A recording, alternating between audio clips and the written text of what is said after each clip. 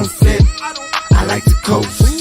Come take a trip, microdose. Come take a trip, microdose. Red Light Radio.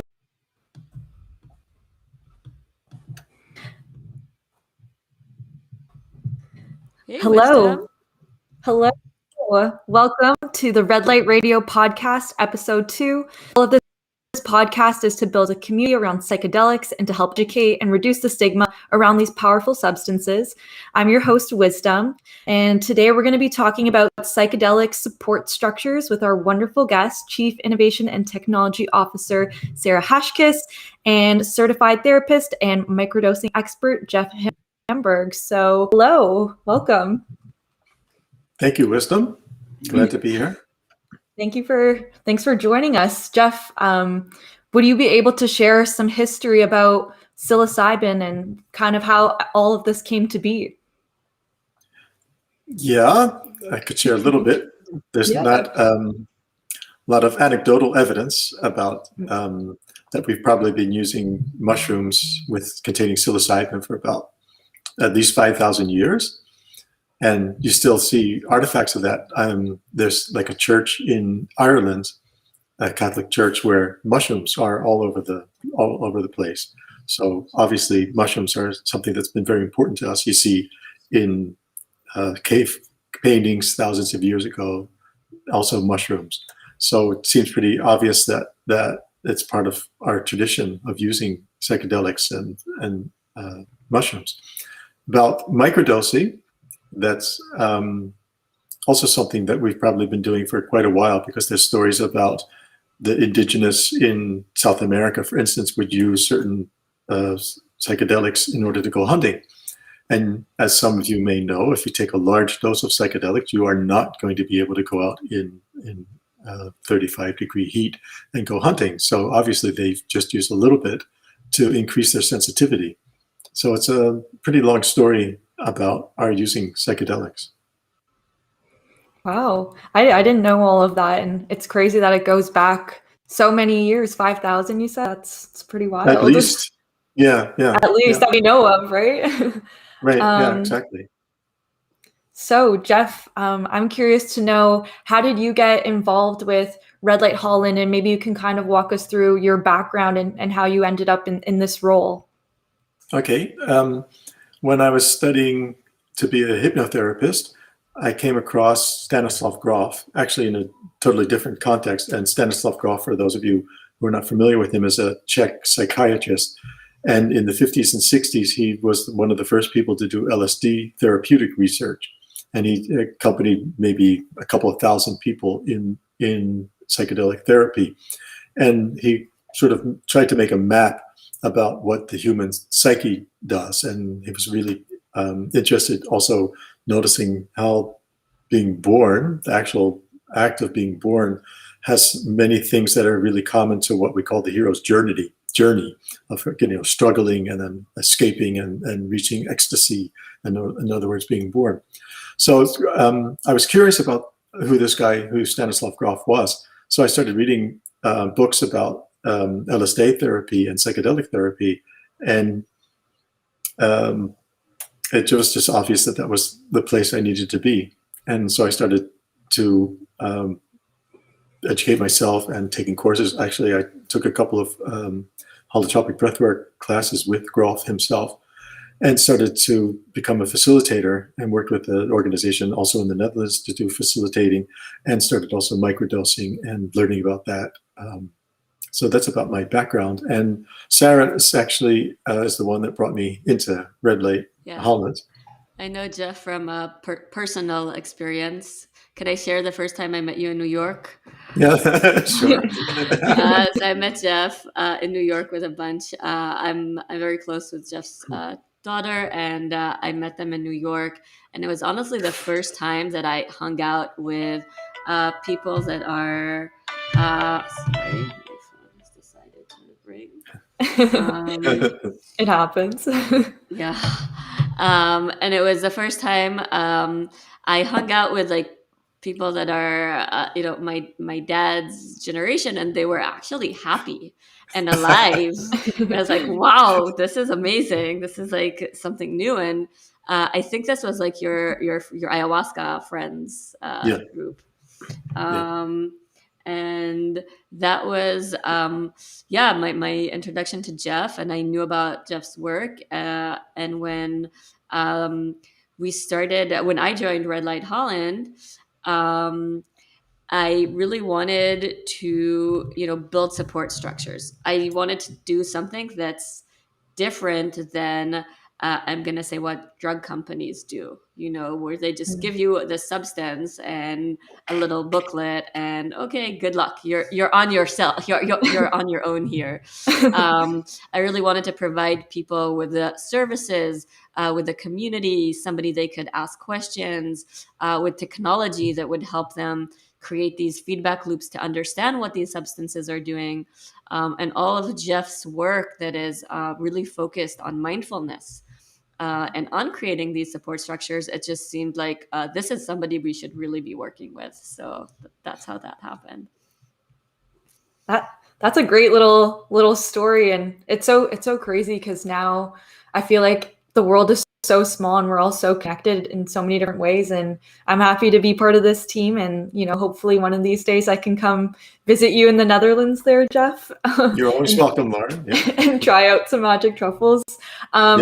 Jeff, a question that I have for you is, what are your thoughts, kind of like your personal beliefs on, where the future of psychedelics might go and, the Netherlands' progress on psychedelics? What are your thoughts on that? Yeah, well, we live in interesting times because psychedelics are coming back into the mainstream again. What a lot of people don't realize is that in the 50s and 60s, that, for instance, in Canada, the first protocol when treating alcoholism was LSD therapy. So it was very mainstream. And in the 70s, because of what happened in politics, psychedelics were banned, and there was a lot of bad press about psychedelics, a lot of misinformation, disinformation about what these substances can do. And that really set us back. And now science is finally catching up with what we've known for quite a while. So that's really nice. Fortunately, in the Netherlands, truffles have been legal. It was a nice little loophole in the laws because magic mushrooms they're not legal to sell. You can sell grow kits, but you cannot sell them. But truffles you can sell, and the things that we're doing of giving them for therapeutic use or for using it for microdosing is legal here, and that's really, really nice. And the community in the Netherlands is also very fine. We have a guild of guides of the people that also serve the truffles and do it for therapeutic reasons. And we try to have a guidelines of what it means to be a guide of giving the truffles, in order to show that we're really responsible, that we're not hacks, we're not just doing anything, we really know what we're doing. And that's in one hand that's really important, but on the other hand I think it's kind of scary, because when you start talking to pharmaceutical companies and insurance companies, then you're getting into more of a commercial area. And sometimes I get a little scared. I think, oh my gosh, we don't want pharmaceuticals to get too interested in what we're doing, because what we're doing, like what Sarah said, it's a very human thing. We're doing that in our home spaces, in personal spaces. And it's so important to have people feel safe. You don't want to give them psychedelics in a hospital setting, for instance. I think Strassman wrote about that in his book about DMT, the spirit molecule, that you're in a sterile hospital. These people are having these amazing spiritual events. Spiritual phenomena are happening to them, and they're in a sterile hospital room, and the telephone would ring, or they'll be calling an emergency doctors, and it's not really the right setting to do that. So on the one hand, we're really happy that it's legal and we're allowed to work and do these things. On the other hand, a little scared. Don't let it go to the pharmaceuticals. Don't let it become too medicinal. Mm-hmm. Yeah, I think that's really the philosophy, right, of Red Light Holland, is increasing accessibility responsibly. And that's why, yeah, I feel very aligned to this company goal. And it is true that some people, they won't try psychedelics unless they get a prescription from a doctor. But I think it's sort of almost our responsibility as people that understand these substances, either from myself, a neuroscientific perspective, or Jeff from a very practical perspective of guiding these types of therapies, to inform doctors, to inform the pharmaceutical industry around best practices, and really sort of lead by example, and make sure that this doesn't go down routes that could be potentially harmful, or potentially even just, you know, giving this, especially coming from the US, where it's so hard to get decent health insurance and pay for therapies. One of the things that's important is, how do we make this in a way that can get to people, that can scale responsibly, make it affordable, and give them the best guides with the most experience. And I think that's part of what we're trying to do. I'll just talk about the iMicrodose app, Wisdom, if that's okay. Of course. Because this is legal in the Netherlands and people can use microdosing there, we're hoping that people choose to share their experience with our iMicrodose app. If you go to imicroapp.com, you can start using this app to track your microdosing, as well as join community events and chat and talk to Jeff. And we're hoping that with this data, we'll be able to inform regulatory governments even, that are thinking about how to legalize psychedelics and how to legalize microdosing. By getting this data, we're really hoping we can sort of get the industry and the governments to work with us to support accessibility in a responsible way. And that's where, I guess, the data and the component of technology comes in, both in educating and also in gathering data and making sense of it. So we can hopefully one day not just say, oh, it's only anecdotal, but we can say, here's actually the amount of data that we gathered. Here's the research that we've done on this. And we're hoping to get there soon. I think that's super interesting too, because I feel like now that, mushrooms and psilocybin and psychedelics are becoming more mainstream, I feel like we're going to probably have to take a very multidisciplinary approach. Jeff started off with a little bit of the history about psychedelics, but now we're seeing it being used for treatment, but then it's, sacred to some religions and stuff. So what are your thoughts kind of on, and even Red Light Holland, taking a recreational kind of approach to this? What are your thoughts in terms of, it being a multidisciplinary approach as this movement becomes more mainstream? I think it needs to be multidisciplinary. I think it's very important that you add the sacred and the recreational to this whole therapy. That's one of the problems with medicine, with Western medicine at this moment, is that it's very focused on one single thing. It's not, in that sense, holistic. We do sometimes ceremonies that are sort of old-fashioned, in the sense of sitting around a fire, taking low doses of psychedelics, and doing rituals. And that idea of forming community, that's something that's so old. It's something that's so important to people. We see that, like with soccer matches, that's really important to bring people together. But they're also very important things to build community. If you read Malidoma, he's a West African shaman. I think he lives actually in California at the moment. That's one of the things he talks about, is that we don't have a sense of community, and community can really hold that idea of healing.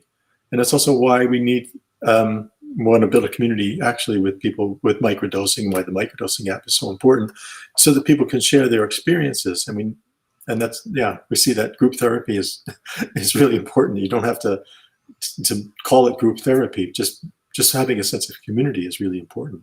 Yeah, and that's honestly one of the things that, unfortunately, when it comes to research, the current neuroscience research and clinical trials, we're not seeing almost anything around community healing. There's some very interesting papers that review and look at the ceremonies, but there's no sort of controlled trials around group therapies that I know of, at least. If anybody knows, please point me in that direction. Yeah, well, I think actually Synthesis is trying to do that in combination with people from Imperial College. Yeah, that they're doing more groups things and trying to do things more in nature. So yeah. hopefully that'll start. We might get the data soon, to actually prove this. Yeah. And I think that's really important when you look at what's happening, for instance, in Oregon, where they have passed a legal measure that is going to legalize psychedelic services from the beginning of 2023. And they're still trying to decide exactly who will be the facilitators, who will be able to get access to it.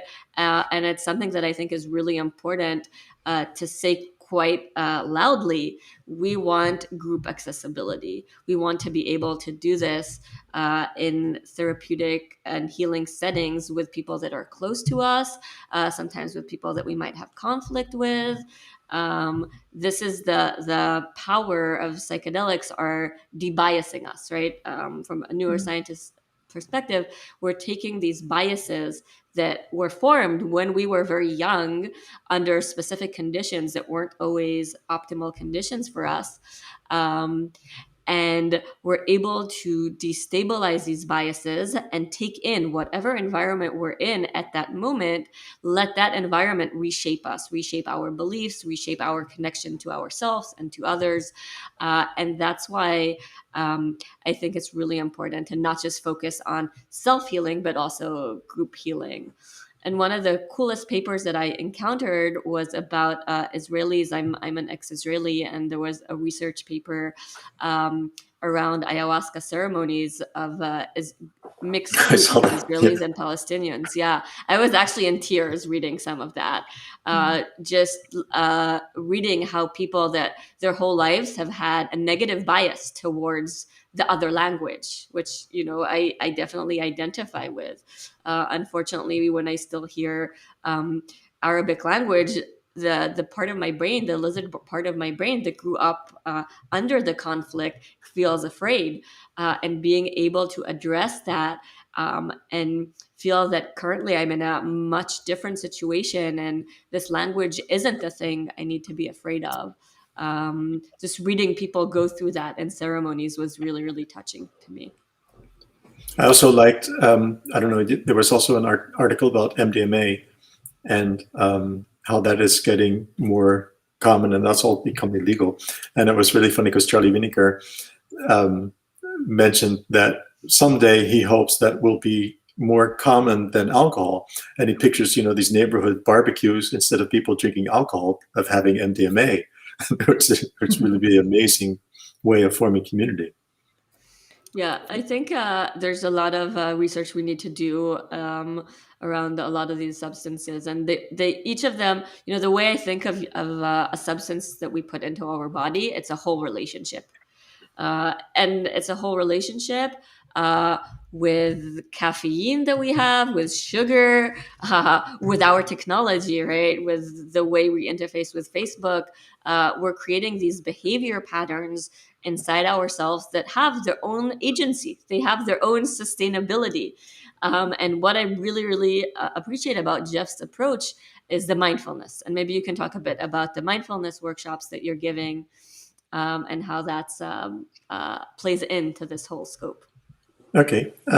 Well, one of the most important things about microdosing, and that isn't talked about a lot, is that what do you want to achieve? Everybody has a different place that they want to go to. And you really need to know not only where you're going, but you have to be able to feel that. And a lot of people are so disconnected from their bodies and from who they are because of the trauma that they've gone through and because of the Western world, how the Western world is put together. And mindfulness can help you come back into your body, into the now, and realize like, oh, I have all these thoughts. I'm thinking this and this and this, and this voice is saying this and this.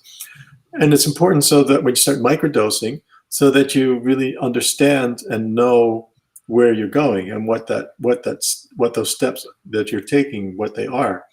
And mindfulness can really help you um, uh, put the place what that experience is, and not just also is very good for large doses of psilocybin as well, but especially for microdosing, that a lot of people, if they're a very active person, and they want to be able to slow down and concentrate, and they'll take a little bit too much of psilocybin, and they'll just be keeping active, but they're not aware of what the psilocybin is doing. And mindfulness will help them realize, like, okay, I'm still as wound up and all over the place as I was when I wasn't microdosing. And that's why it's very important to say, okay, take a little bit lower dose, maybe lower dose, and 3 days after each other. And it's very important to be in connection with that, because it's a very personal thing, microdosing. And I think that's also important, right? Like, we cannot give medical advice to people, but we can give them advice on how to feel what's going on inside themselves. Yeah. But speaking of medical advice, I was talking to a psychiatrist here, and we were talking about the similarities between SSRIs, selective serotonin reuptake inhibitors, which are used for antidepressants, which are used for a lot of things, antipsychotics. And I asked him, have you ever tried one of these? And he looked at me and said, tried one? Why would I do that? So you have actually no idea the feeling of being drunken and dissociated from the world. He said, oh, really? I didn't know that. And this is a psychiatrist who, based on medical practices, are writing these things, are prescribing these things for patients. So, we can't give medical advice, but we can help people. It can get contact with their own feelings and what they need. And that's really also part of empowerment as well, which is really good about psychedelics, to empower people themselves. For sure. Yeah. Oh, sorry. Go ahead. Go ahead, Sarah. What were you going to say? Well, I think this is a good kind of tie into, what is set and setting? I know that's such a common term that's thrown around a lot with psychedelics. So I don't know if maybe one of you want to like break that down and like why that is so important. Sorry, could you repeat that? Like the set and setting. Set and setting. Right. Yeah. Okay, set and setting. Well, set and setting is a term that's been used actually since the 60s. I think probably Timothy Leary was one of the ones that made it more popular, but it was coined by somebody else. Don't pin me on this. You're doing very funny things here. Sorry. Wisdom. So set has to do with your mindset when you're taking psychedelics, of what your frame of mind is when you go into it, and setting is your surroundings of where you are. So, for instance, if you're very high strung and you're late for work, and you take 1.5 grams of truffles, which is too high for a microdose, and you're getting really strung up, and you go into the subway and there's all these people around you. Of course, that's going to be a very difficult experience for you, and it's not what you want. But if you take the time in the morning and maybe even make a ritual out of it, like just the same way people make a ritual out of their morning coffee or their morning cigarettes, they'd make a ritual out of taking the microdose, of connecting with the truffles themselves, and then taking your time walking to work, for instance, so that it gives you the chance to understand what is going on. So that's what set and setting is really all about, and very, very important, and also important in all the psychedelic therapies if you're talking about taking large doses of psilocybin. Yeah, I'll add again, I talked about it a little bit beforehand, but the neuroscience perspective, our set and settings usually, right, and this is based on a neuroscience framework called predictive coding, which looks at your brain as a prediction machine that combines information coming from your senses, right? It combines the setting with the top-down biases or priors, your mindset, and constantly doing these calculations to predict whatever is the cause of your environment, but that's always based on your mindset.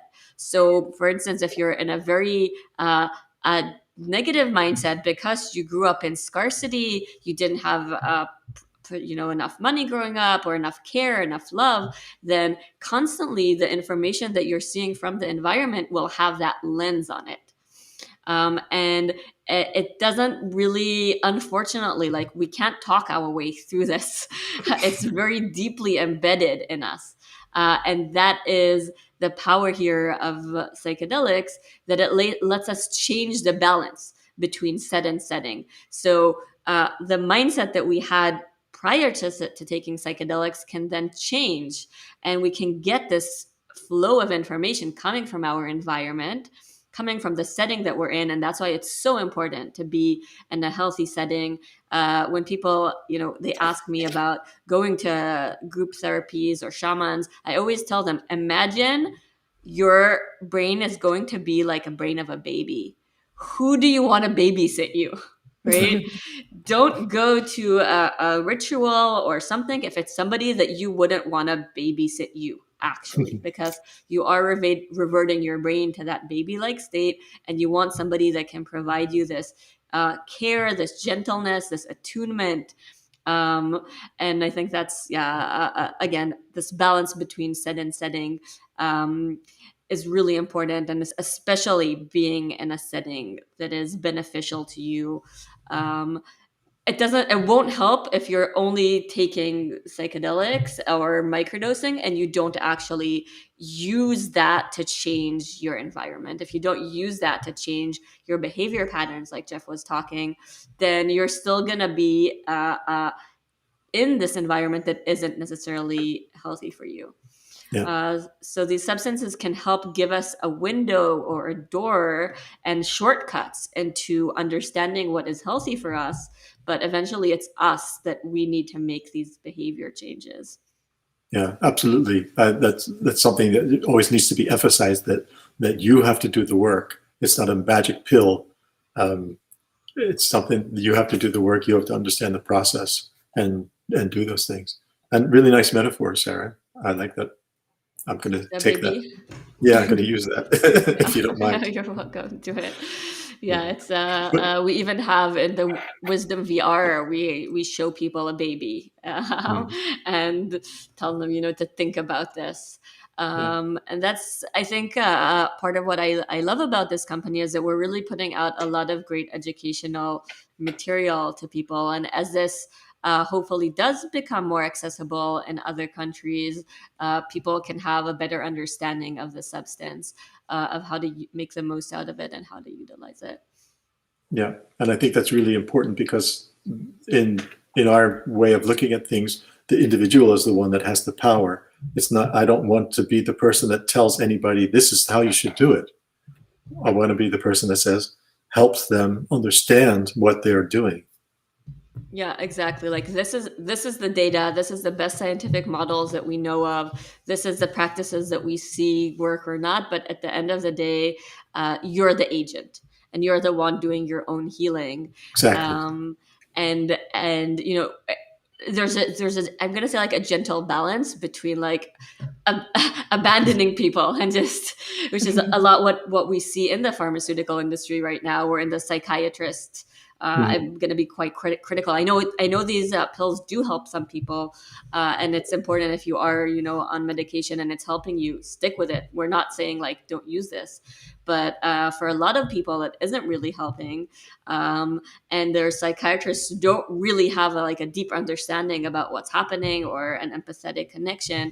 They're just prescribing these substances.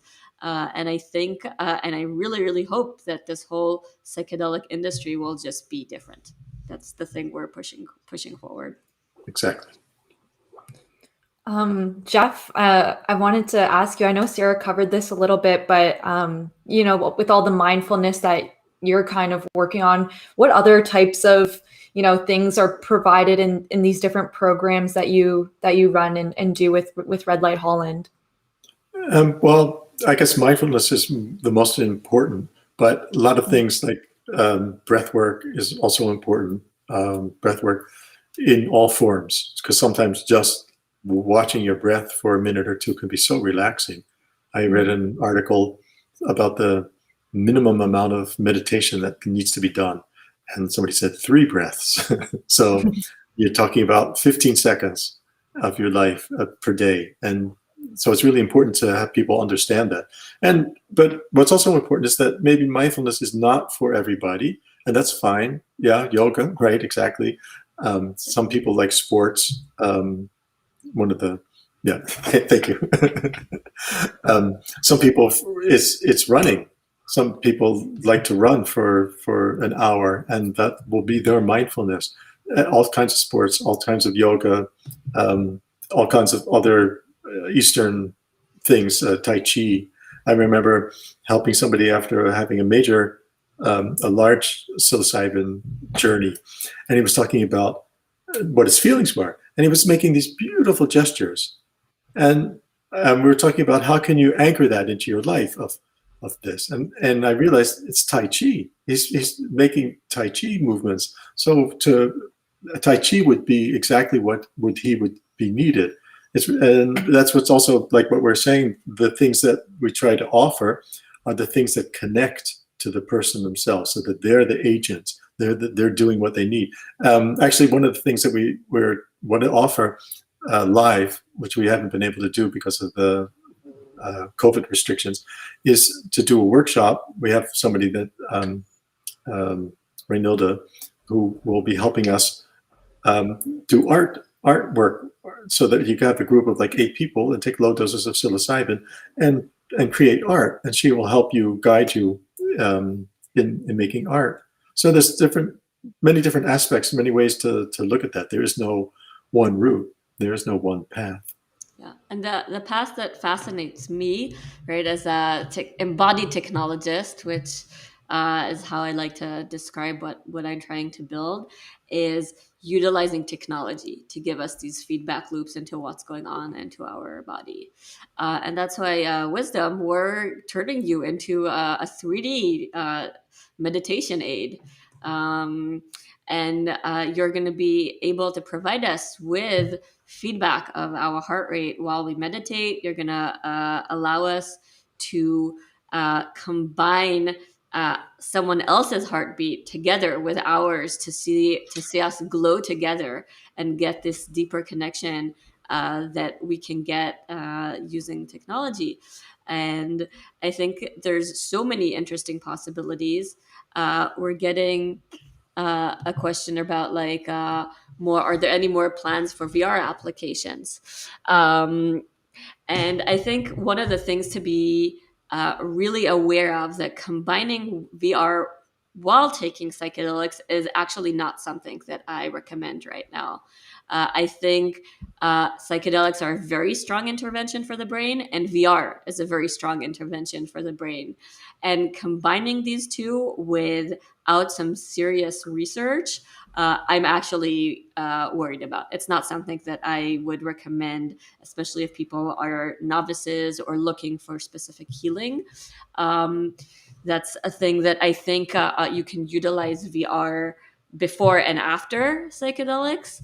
But while being on psychedelics, I think I've seen just a few companies that are like claiming and going into this field, and personally I think that's a bit irresponsible. And I think it's also important to emphasize that about the legality, that we cannot recommend using psychedelics in a place where it's not legal. Of course. And actually, to repeat that for everybody, we cannot ship our truffles outside of the Netherlands. Yeah.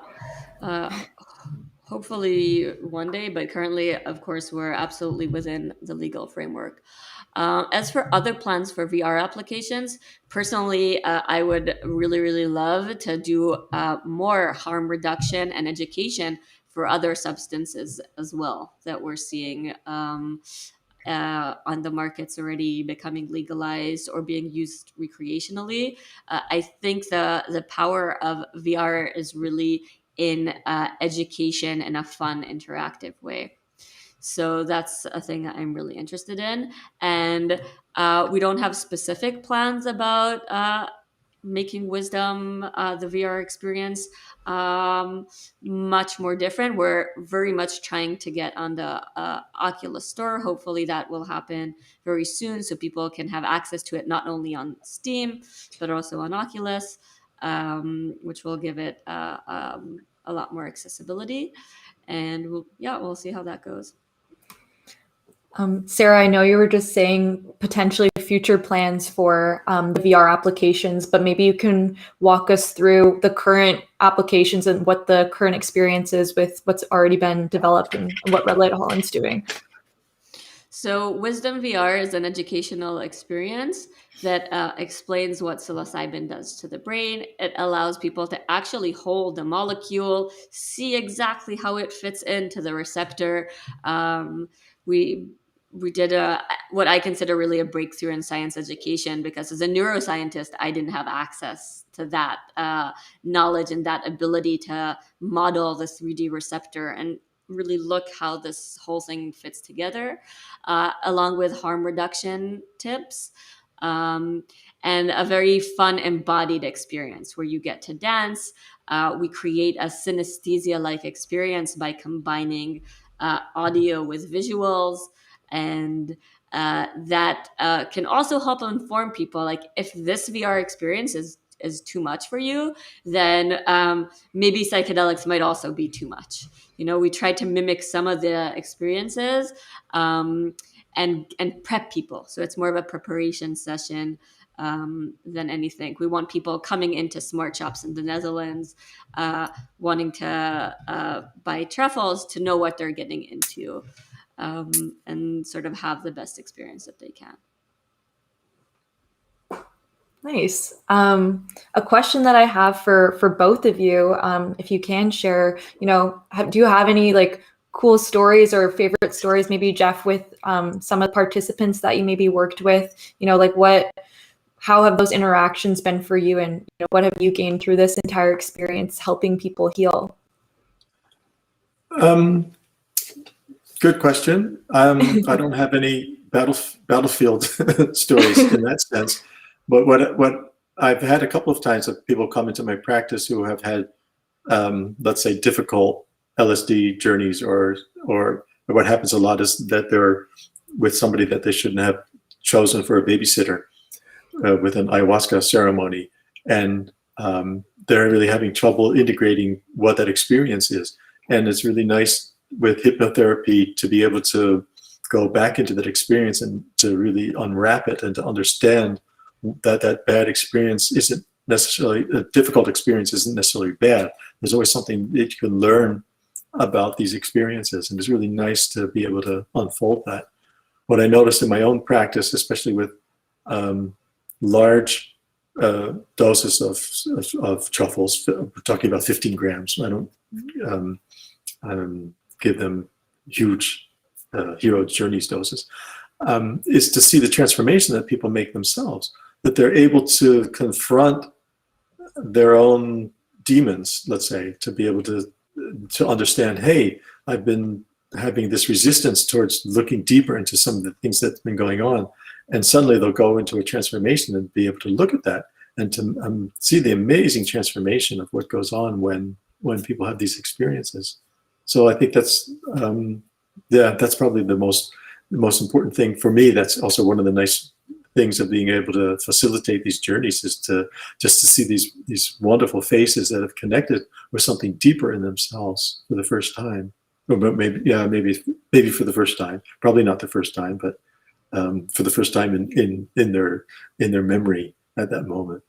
But I really think that when we're in mother's womb, a lot of us have had those experiences as well, and also being born and when you're very young, but you tend to forget them. And also, well, speaking of that, that's also actually one of the nicest things I always like, is that when people say that they've achieved that state of being, of letting go of their strategies, that they feel like they've come home to themselves again. It's like remembering who you are.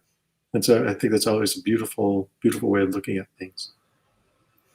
Yeah. For me, one of the coolest experiences was in the group session that Jeff led, just seeing people connect and sharing their experience, and having this feeling of support, and understanding that they're not alone in this journey, and trying to improve themselves and facing similar difficulties.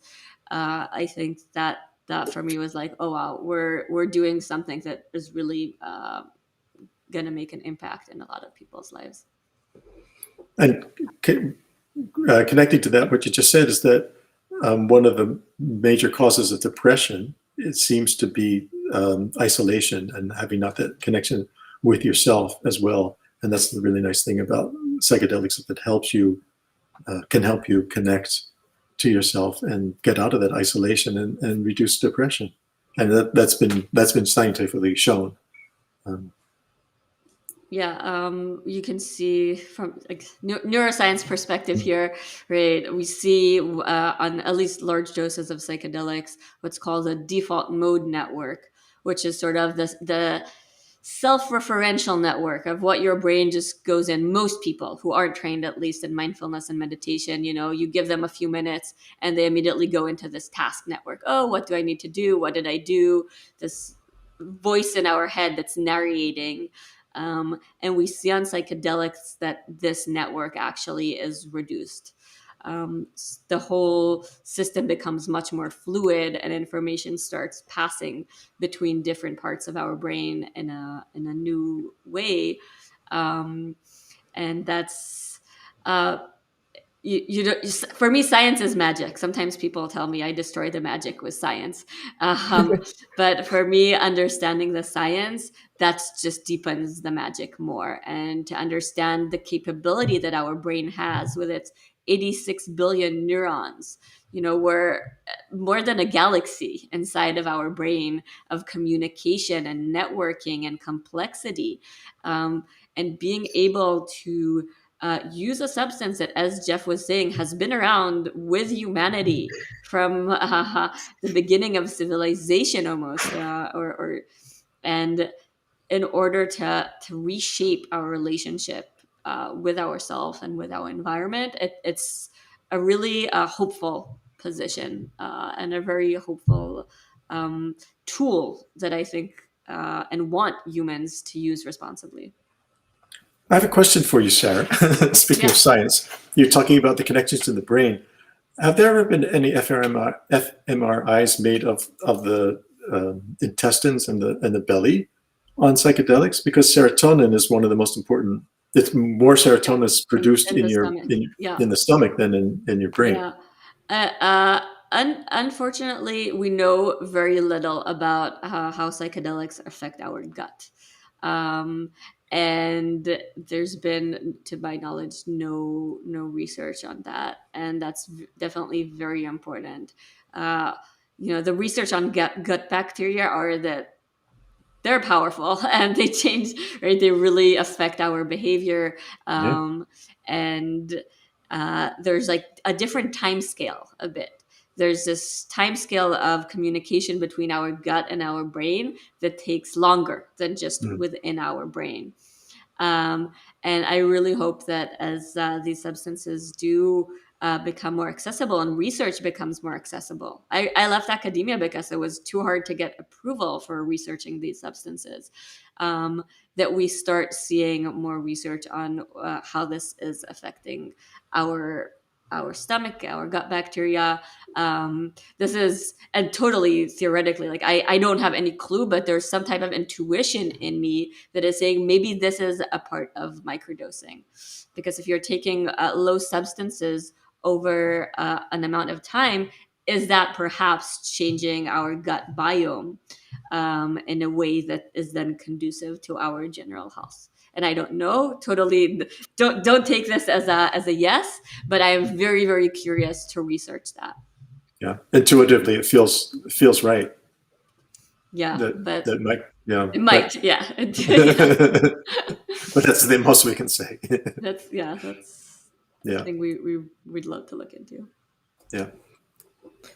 Well, as we're kind of coming near the end of the podcast, I'm curious to know if there's, I know, Jeff, you mentioned some books and resources, but maybe for people that are just starting to get into psychedelics for the first time or wanting to learn more about it, do you have any recommendations or resources where people should go or read? Well, yeah, actually, Michael Pollan's book, How to Change Your Mind, is probably the best because it's really well written and he takes a very skeptical standpoint. And that's really important because I'm sure if I were to talk about psychedelics, I would be so enthusiastic and so for it, and that doesn't really help your position. But he has a nice distance and talks about it in a really good way. So I think that's be the good starting point.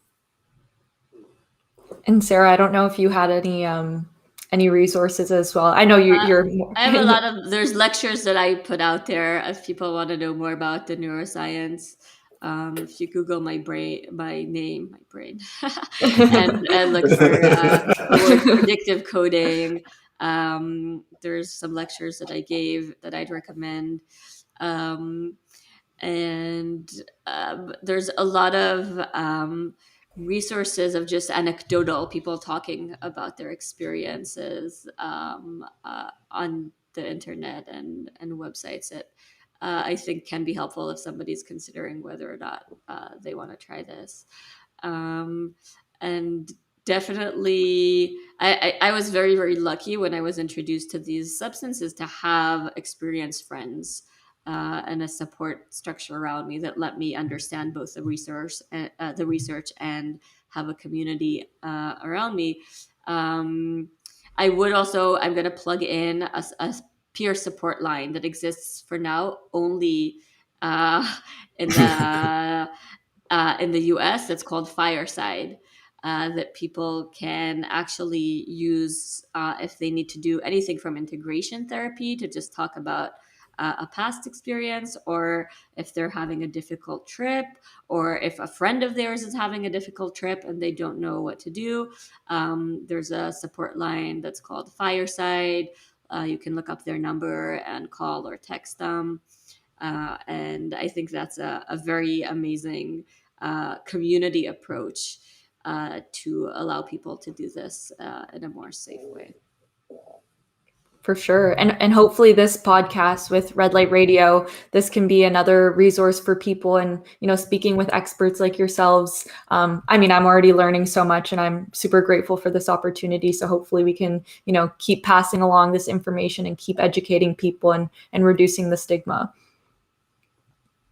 Yeah. And I also like to mention that we are very accessible.